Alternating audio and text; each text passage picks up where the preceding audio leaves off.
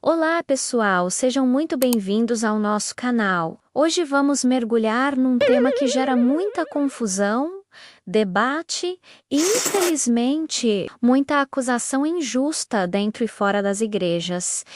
O espírito de Jezabel. Mas nós não vamos falar sobre o que ele é, e sim sobre o que ele definitivamente não é.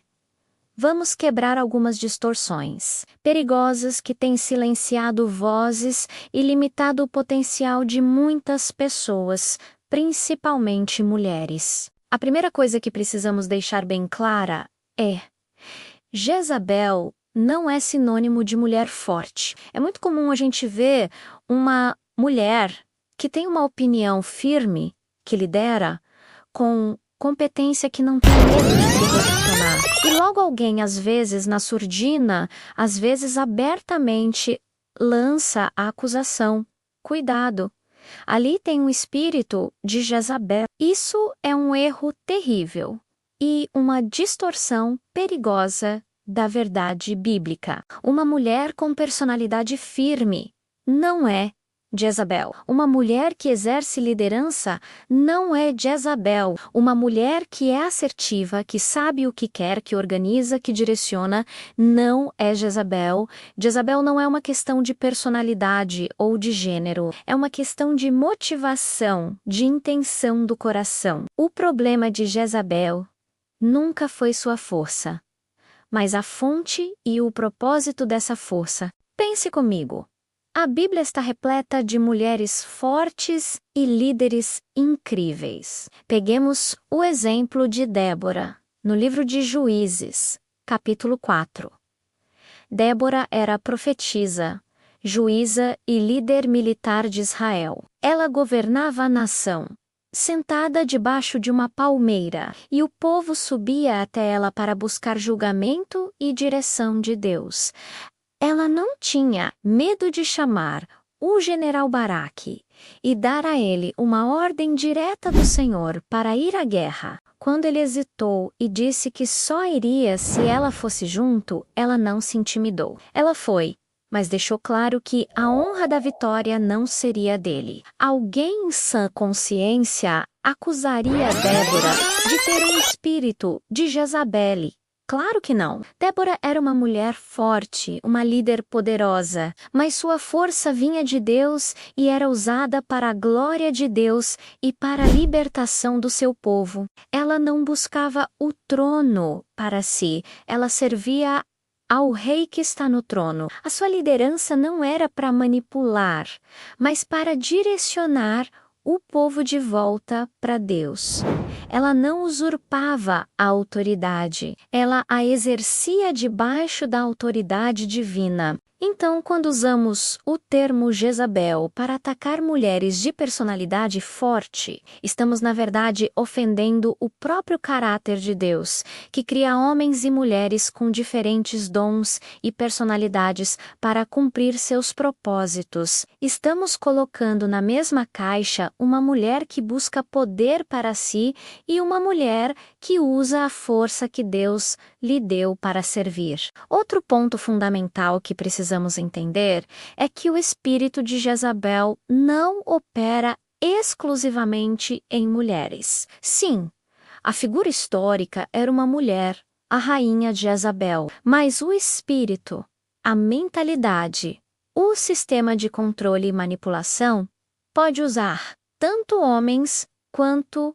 mulheres. Já vi muitos homens agindo com as mesmas táticas, usando a sedução, não necessariamente física, mas a sedução de promessas, a manipulação emocional, o controle através do medo e da intimidação para conseguir o que querem. Homens que minam a autoridade de seus líderes, que criam panelinhas, que espalham fofocas para se promoverem. Isso também é a manifestação do espírito de Jezabel. O problema, veja bem, nunca foi o gênero da pessoa. O problema é a cobiça pelo trono. Jezabel queria o controle.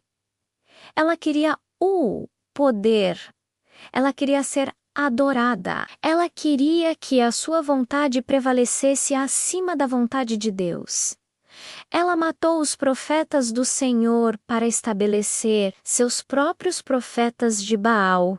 Ela manipulou seu marido, o rei Acabe, para conseguir o que queria, como na história da vinha de Nabote. A questão central de Jezabel é a usurpação do trono que pertence somente a Deus. É a tentativa de controlar, manipular e dominar para satisfazer o próprio ego e estabelecer o seu próprio reino. Gálatas 3, versículo 28, nos dá uma base incrível para isso. O apóstolo Paulo diz: não há judeu nem grego, escravo nem livre, homem nem mulher, pois todos são um em Cristo Jesus. No reino de Deus, nosso valor e nossa função não são definidos pelo nosso gênero, pela nossa nacionalidade ou pela nossa posição social.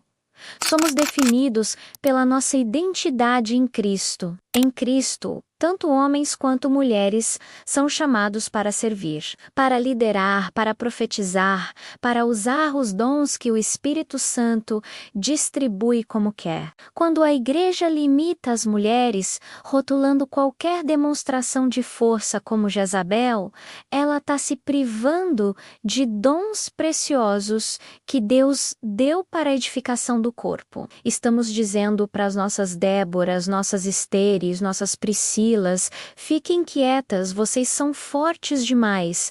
Que tragédia! Estamos podando árvores que Deus plantou para dar muito fruto. Então, qual é o nosso papel? Primeiro, é parar de usar o nome de Jezabel de forma leviana e acusatória. Antes de apontar o dedo, precisamos examinar o coração.